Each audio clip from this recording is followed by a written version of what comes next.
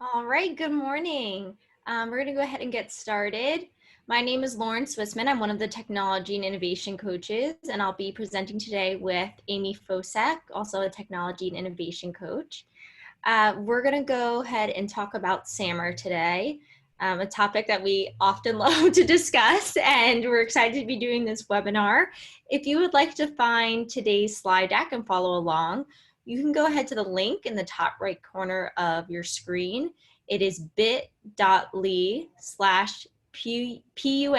SAMR, SAMR, and then you can have a copy of today's slides. A couple of things to go over before we get started with today's content. This is a 1-hour training, so we expect that you stay in for the remainder of the webinar and time for questions, and then you can leave the Zoom for the remainder of that time to work on today's topic and apply what you have learned. For questions during the webinar regarding today's topic, please use the chat feature in the bottom right corner. We're going to try our best to keep it focused on today's topic. If you do have a question specific to you or on another topic, please feel free to email edtech@powausd.com, as this is where we can help you with something that's specific to you. We are recording today's session. Please allow 48 hours for the recording of this session to be posted on the Canva flyer, the professional development flyer where you found today's Zoom link. Lastly, we have many more resources on our PUSD digital teaching resources site. This is the same site that we used in the spring for distance learning. We've updated it to meet the needs of virtual learning in this fall, and we'll continue to update it with more resources as the year goes on.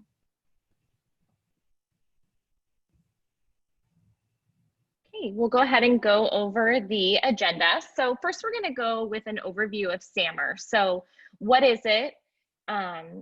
And then we'll get into examples of how you can apply it within your own teaching practices. And then finally, the application. So giving you time to reflect on lessons that you may have done or plan on doing, and then how you can really utilize the SAMR mindset in planning out those lessons. Okay, so what is SAMR, right? So SAMR is a model framework that was created by Dr. Ruben Pintadora. And what he did is he basically categorizes 4 different degrees of integrating classroom technology. So it acts as a simple and effective way to assess how you are incorporating technology into your instruction. So the really important thing to remember is when you're looking at the SAMR model, learning is really the outcome and technology is the tool to get you there. So we're going to go ahead and show you a video around the SAMR model, and we're going to, can you hear? I cannot hear that, Amy. Okay, we've been having some issues right now. We're in the process of switching our Zoom accounts, so we're having some issues with sound being able to share. So let's try this one more time.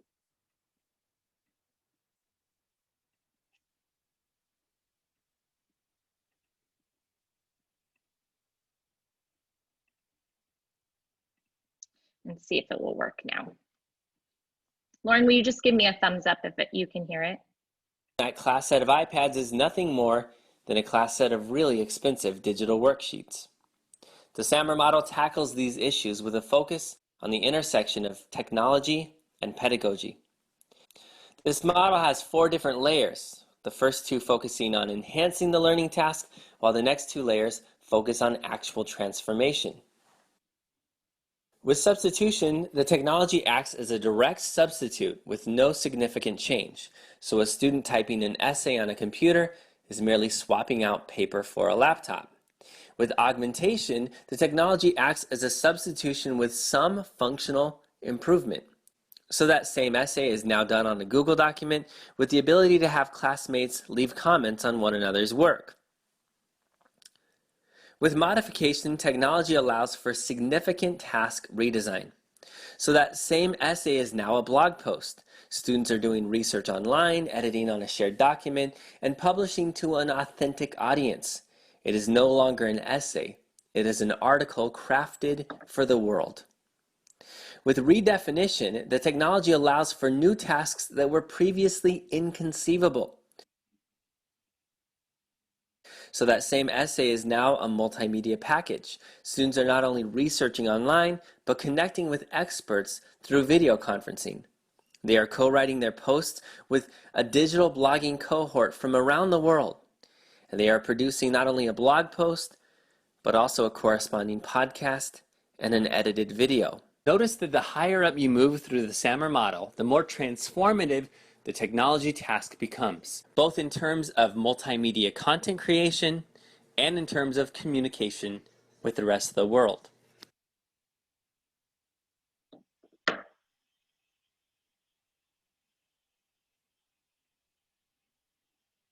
Okay, so what we're going to do now is sort of break down all of what was just shared. So here's the SAMR model, and think of it as a staircase, right? So there's 4 levels in that staircase. The bottom 2 levels really focus on using technology to enhance your lesson, where the top 2 stairs in the staircase really look at transformation. How are you using text to transform your lesson so that it allows for the creation of tasks that were previously inconceivable without the use of technology? So the first stair is substitution, right? So this is where technology acts as a direct substitute with really no functional change, and it doesn't change the nature of the learning, right? So an example would be an assignment. So instead of the students are annotating an article, so I've printed out the article, paper, pencil, they're annotating it for me. If I'm using the substitution, so I'm enhancing that lesson, I'm basically giving students a PDF of that article, and they're using Kami to annotate the article online. So, right, so I'm taking something that was paper, pencil, and I'm basically just substituting technology for that, okay? So when you're in this step, think of asking yourself, so what do your students really gain by replacing traditional tools with technology, right? Is the learning being enhanced anyway? Probably not, right? Because they could do the same task with paper and pencil, and all I'm doing is putting it on a computer, right? So I'm just trading one out for the other. So not to say that substitution is always bad, because it's not, but sometimes we want them doing things in paper, pencil. They get more out of it, right? If I'm working on fine motor skills or other things, they'd get more out of it doing it on paper, pencil, rather than just putting it on a device to have them use the tech. The next step is augmentation. Now, this is where technology is acting as a substitute with some functional improvement, right? So it begins to start changing the nature of the learning for the students, right? So my original assignment is I want students to give an oral presentation, right? If I'm looking to augment that lesson, my enhancement would be, okay, now I'm going to have students use a Google slide to create a presentation, and I'm going to have them include video clips to provide additional information, right? So just like I did with our presentation, I have my presentation, but I added a video clip to give you some more information regarding the SAMR model and what I was presenting. So I'm augmenting it, I'm taking it up a little bit. So in this step, you're really asking yourself, does the task increase or augment a student's productivity and potential in some way? So again, as you're designing those lessons, these are just questions to help you reflect. The next step in this staircase goes into modification, right? This is where I'm starting to transform the learning that is taking place. So technology now is allowing for significant task redesign and the lesson outcome. So let's think of it this way. Now my assignment is, my students are traditionally doing a paper book report. If I'm looking for modification and leveraging tech in this way, saying, okay, well, now, instead of just a paper book report, I'm going to use Skype EDU. I'm going to have students connect with the author of the book. Then I'm going to have them create a new ending to this story or book using Write Reader or Storyboard that to create their own books or comments. So not only now are they connecting with the author, but then they're taking it the next step and then having to really think about how the book and the plot of the story was laid out and how they might change that ending. So when you're looking at lessons where you're looking to really use the modification step within SAMR, really ask yourself now, does the technology allow for significant task redesign? So again, I'm not so much focusing on the tool. It doesn't matter if they're using Write Reader, Storyboard That, or Skype EDU, or some other form to connect. I'm not focusing on those tech pieces. I'm focusing on what I'm asking the students to do within that task. The next step goes into redefinition. Now, when we look at the SAMR staircase, right, you should not be shooting so that every single task you design for your students is now in redefinition. I'm redefining everything, right? This is a more complex step to get to when you are redesigning lessons. And sometimes, right, you just need a substitution, right? All I need is students really to really memorize those facts or have a good understanding of the bottom floor of what I'm teaching, rather than really get them into the application phase. So substitution would be completely appropriate, right? I wouldn't go right into redefinition if really what I'm asking them to do is to, let's say, memorize multiplication facts. So again, as we look at this complex step in the SAMR model of redefinition, technology is really allowing for the creation of a new tasks that were previously inconceivable. So these really could not be done without the use of technology. So here would be my assignment, right? So typically in my class, I'm having students give an oral presentation on the 14th Amendment, right? So they're getting up, they're talking about it, they're explaining it to the class. So if I'm looking to transform this lesson, I might have groups of students collaborate to propose a modern definition of the 14th Amendment, right? So you're gonna all work together, let's get to a modern definition of the 14th Amendment, and then get feedback from your proposal from your classmates. Do you understand that? Does that really give you a good grasp of the 14th Amendment and how that would be interpreted in today's times? So now the next step, what I'm going to have them do is I'm going to use technology to network with students in different states, right? So I'm going to basically connect with teachers from different states who are teaching around the same subject as me. And then I'm going to have my students connect with their students to see how regional differences impact others and how they think about the Constitution, as well as the modern definition that the students came up with. Okay. When you're looking at this step and really looking at redefining a project or a task that you're designing for your students, you really want to think about, does technology allow you to redefine the traditional task in a way that would not be possible without the tech? And are your students creating, are they collaborating and connecting beyond the classroom?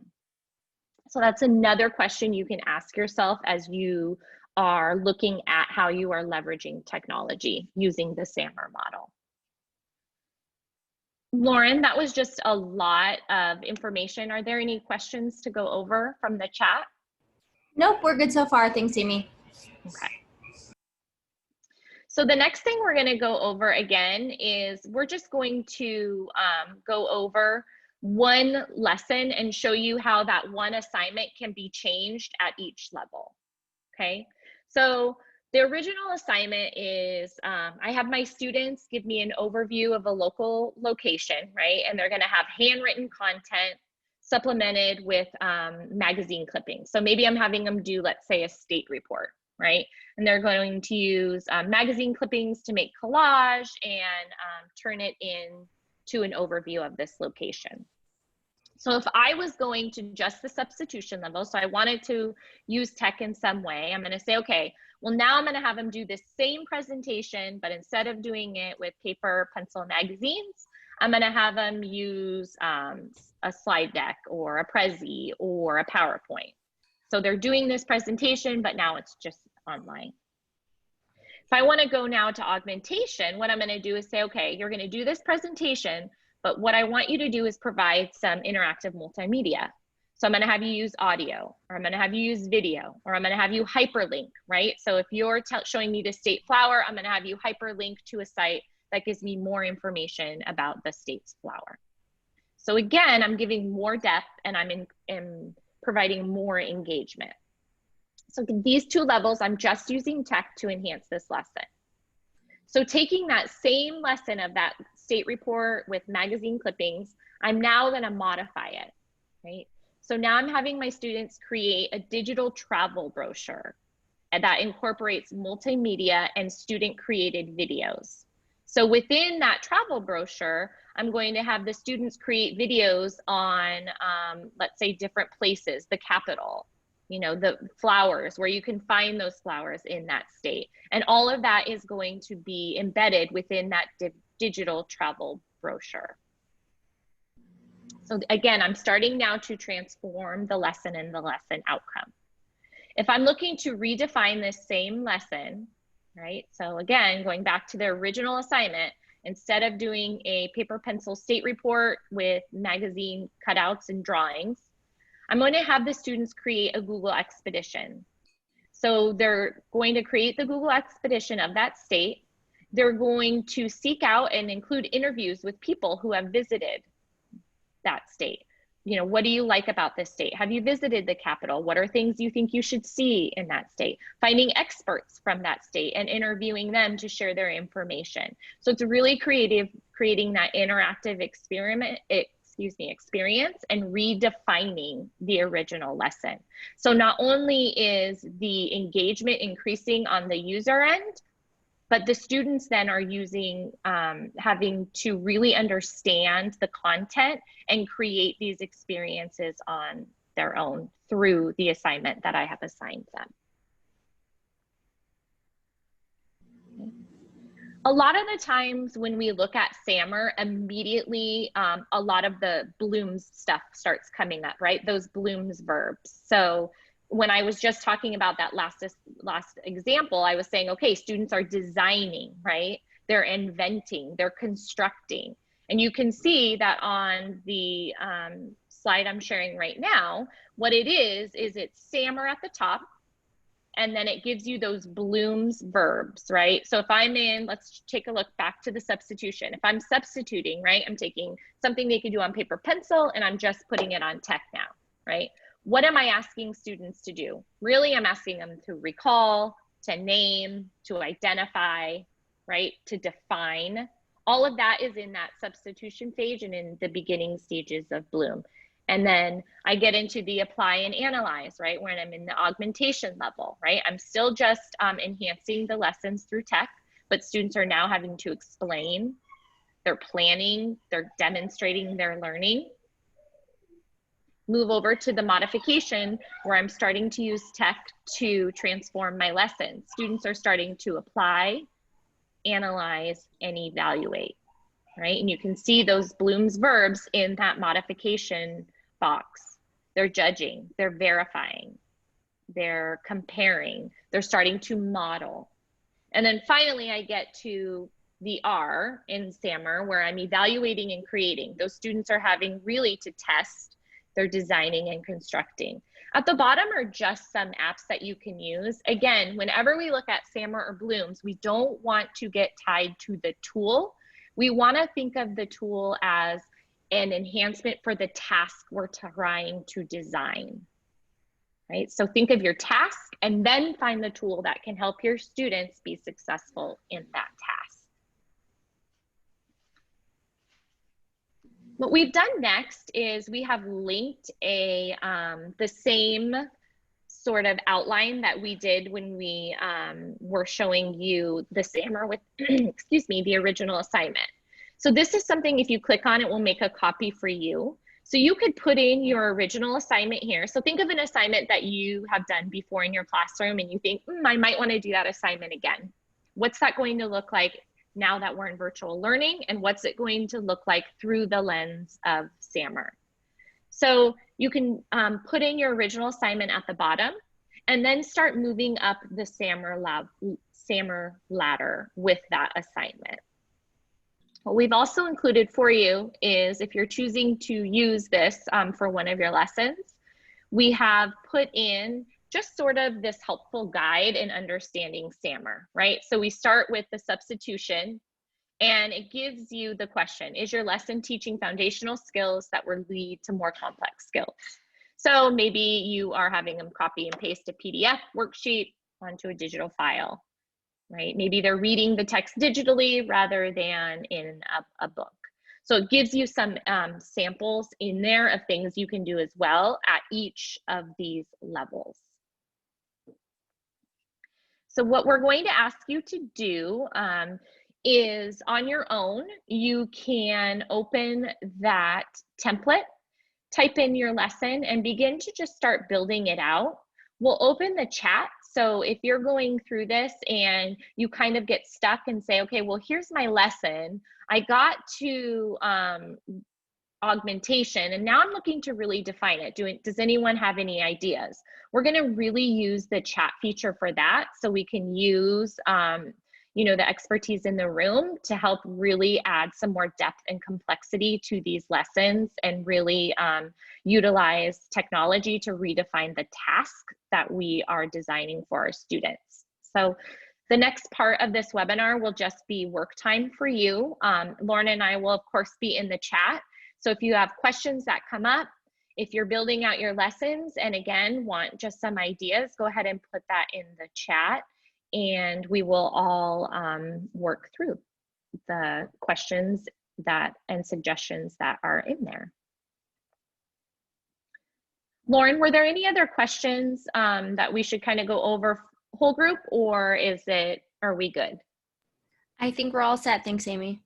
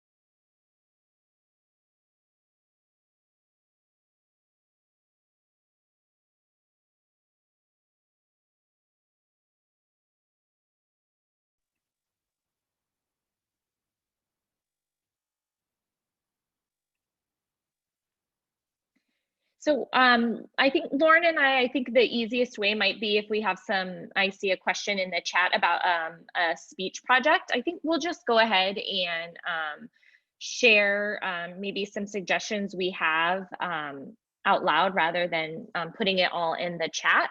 So a 5th grade project with the speech, and students are, they have a monologue. So looking for ways to make that more of an interactive video. So I think there are several different ideas and suggestions of ways that you could go about changing that. And some ideas you could do would be maybe even have them create an interactive slide deck where part of the activity would be them going ahead and going over the speech. So maybe it's a picture of them, or if it's on a person, an individual, a picture of that individual, where if people click on the individual, then it will start the video on them recording their speech. And then there are other images within that slide deck that students can click on to give them more information. So maybe a timeline of events around that individual, or information about where that individual lived. Lauren, can you think of some different ideas for that one? I'm trying to think now.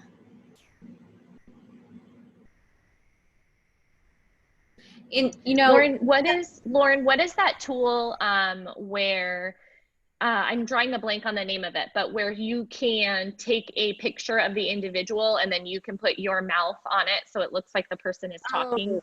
Now I'm gonna blank on it too. Let me search for that on my tool list.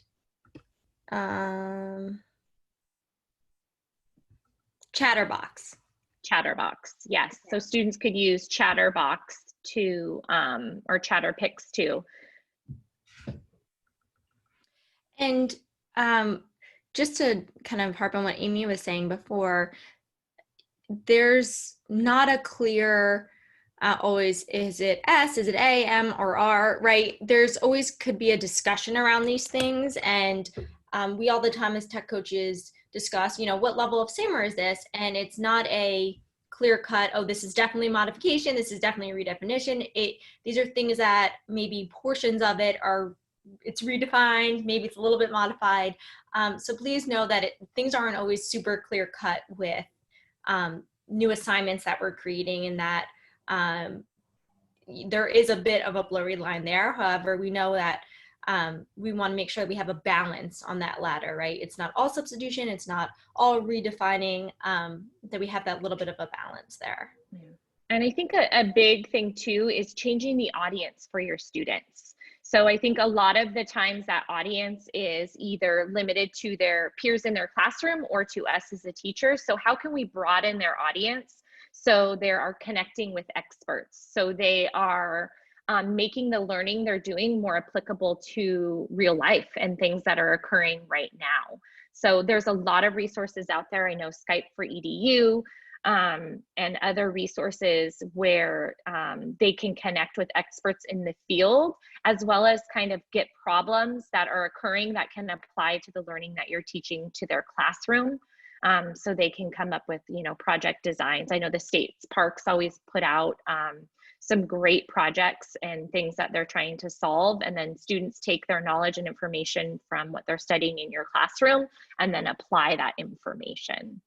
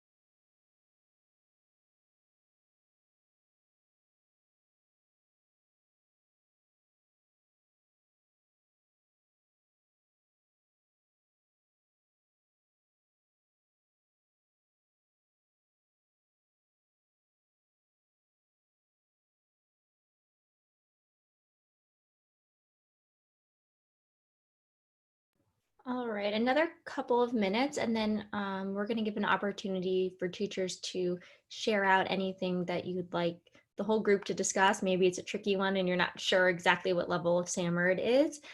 So we can have an opportunity to hear from each other. I do see a question in the chat. Is the goal to always get to redefinition, or is it okay to provide substitution assignments, especially in these first few weeks of virtual learning? 100%. Don't think that just because redefinition sounds like the most awesome thing, that's what you need to be doing all the time. Substitution is often really easy for us at times, right? even when we're in the regular classroom, maybe I just want to make something digital because it's easier for me to collect, right? It's not necessarily enhancing the assignment, and that's okay. It's more about the balance of it, right? We don't want our students doing substitution all day long, and we don't want them doing redefinition all day long, because that both of those sound exhausting in different ways. So it's more about finding that balance. I don't think any teacher, especially right now, has time to make every single lesson and activity redefined, right? And that would be exhausting for students to be doing those high level projects all day. So it's about finding that good mix, that balance, right? Just as we said, we don't want students to be doing worksheets all day long. The same goes for here, right? Sometimes substitution works best for what we're doing. Sometimes redefinition works best. So it's about finding that balance, but especially when there's a new tool, a completely new way of learning. Like, yes, just like in the classroom, you're not really doing any of that heavy lifting. The students aren't doing that heavy thinking that those first 20 days. Those first 20 days are usually about lining up and how to do think, pair, share, and those classroom norms. Same thing here. They're learning how to use Flipgrid. They're learning how to use Canvas, learning the classroom norms in Zoom. So you're probably not doing a whole lot of redefining in those first 20 days. And students need to learn a bit more content and familiarity with the tools before we really jump up to that level. Mm-hmm. And I know depending on what you're teaching, if you're, their subject matter, a lot of these are very, very heavy in content, right? They need to understand the content before they can get to the application piece of it. So that's, again, you'll find a lot of that substitution. So how am I going to get them to understand this content? Get a basic understanding of it, so then they can start applying and creating and getting to those next levels.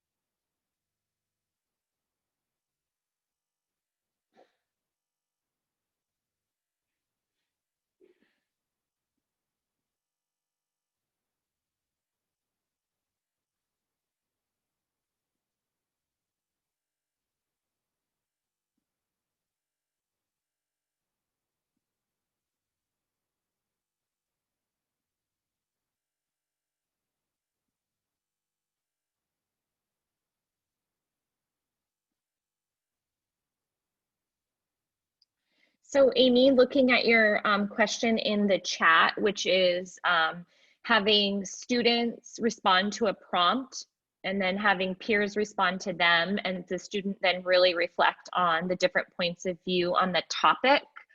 I would probably consider, if I was just looking, again, there's so many gray areas, I would say you are then modifying the task, because the initial task is just to have them respond.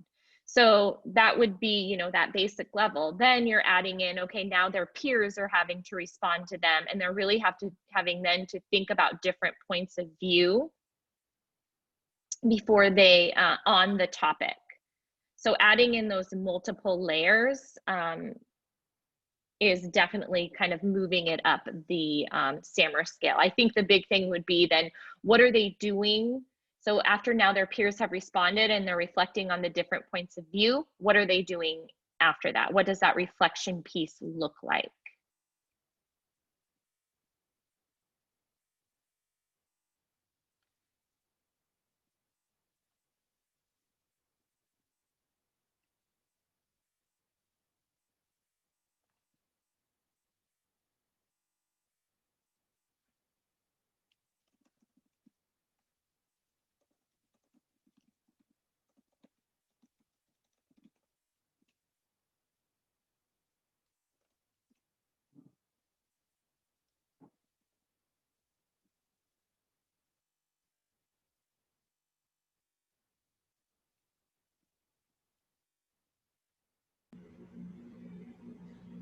All right.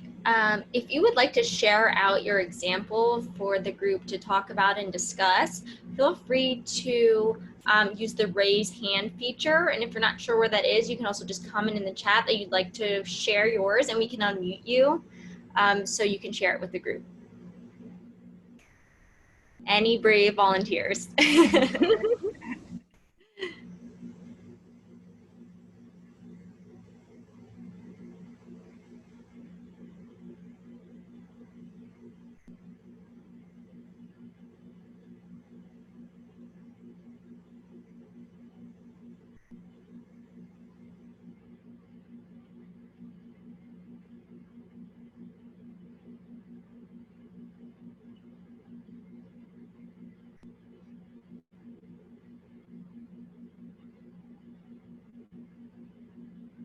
Okay, we have one in the chat.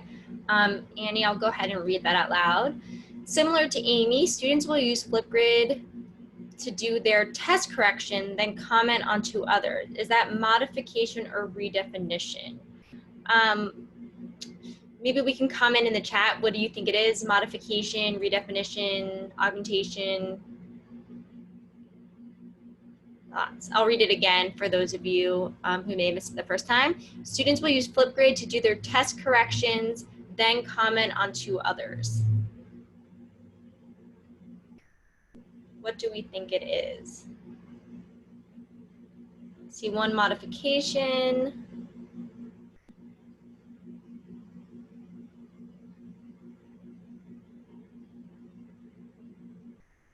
Substitution.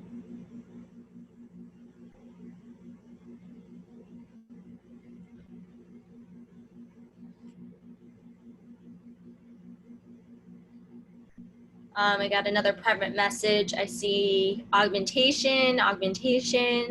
So we're kind of all over with this one, which again, as we said earlier, these are definitely up for discussion, and it's not always a clear line on what the activity is, especially when you just have a brief description of it. I think what takes it to modification, Amy is saying, is that the student needs to do the reflection piece to either change their thinking or agree. See another augmentation. So a good question to ask yourself when you're trying to decide which level it is could this be done without technology? And is there something in the assignment that couldn't be done without this tool? So when looking at this one, students are doing test corrections and then commenting onto others. So I'm thinking to myself, this could be done without technology. However, Flipgrid enhances this assignment in that they can see each other's faces, and there's that video discussion. Let's see what else. So my first thought is possibly augmentation, but I'm not sure.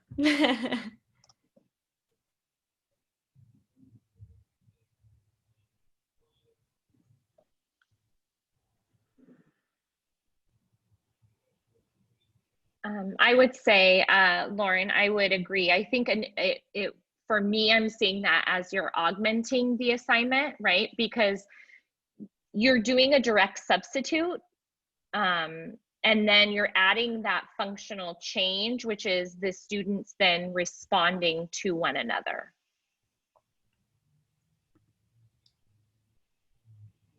So think of, again, when you are going into the modification, it's a significant task redesign. So the learning outcome is changing to what you had initially, designed, right? So initially, maybe the design was, let me pull back up. Where is it? Here we go. Initially, the design is for students to just do their test corrections, right? So they could do that on paper, right? Their test corrections down, right? So then going to the next level is now they're doing it on Flipgrid. And then the next level up is then that they're commenting on two others. So that's why I'm seeing that as still being at the augmentation level.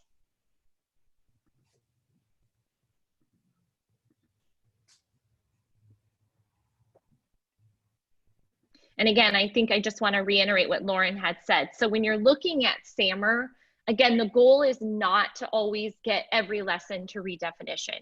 You have to really think of what is the learning outcome that you're going for, and then can you leverage tech to enhance that learning outcome for students.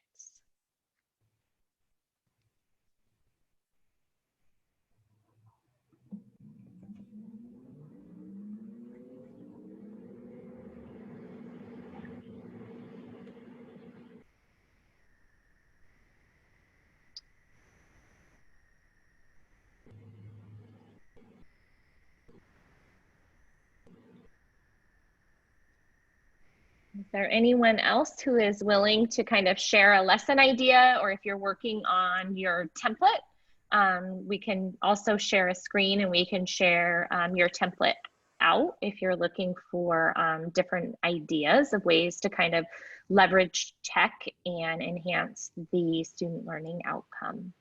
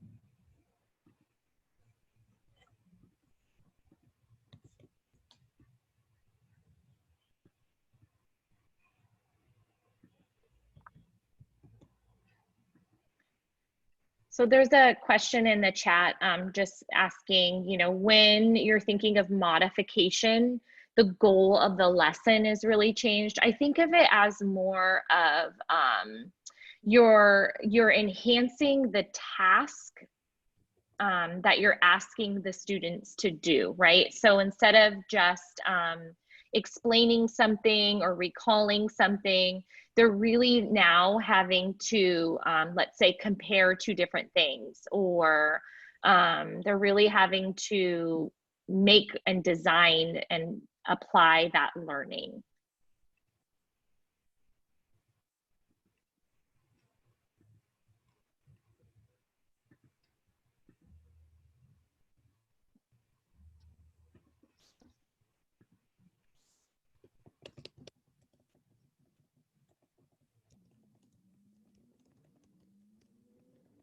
Wow, Amy, that is an incredible lesson in here. So students doing a research project and then having the students create like a PSA, and then setting up an interview with a video producer director and having them learn more about how to create that video. That sounds incredible.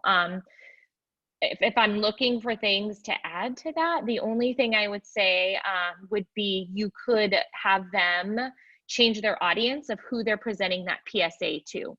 So instead of just sharing it to their class, they're sharing it on a blog, or they're entering Ivy for Kids, which is a competition, a video competition that has PSAs in it. So they're changing their audience. That would be, to me, that would kind of step it, you know, to that final level of completely redefining it, because they're sharing, you know, that knowledge with a wider audience. But that idea for a research project sounds amazing.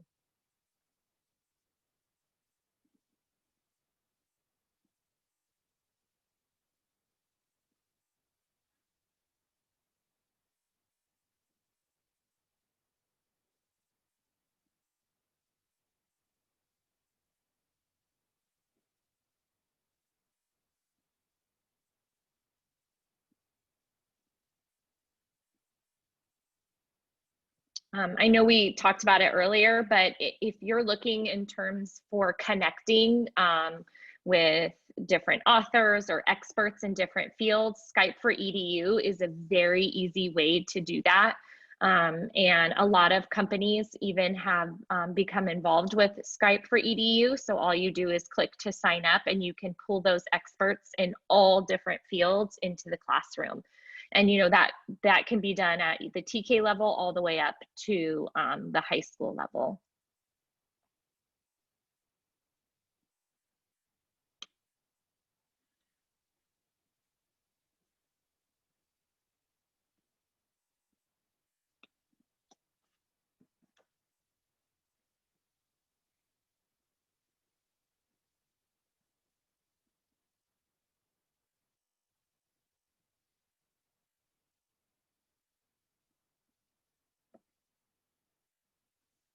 So Lauren and I are going to stay on for the few minutes longer, just in case you have any other questions.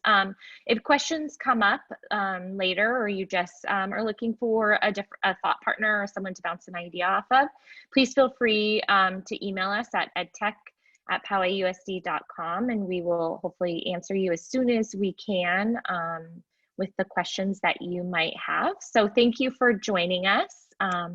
Again, Lauren and I will stay on if you have other questions. If not, good luck, and we hope you have an amazing start to the school year. Thank you, everyone.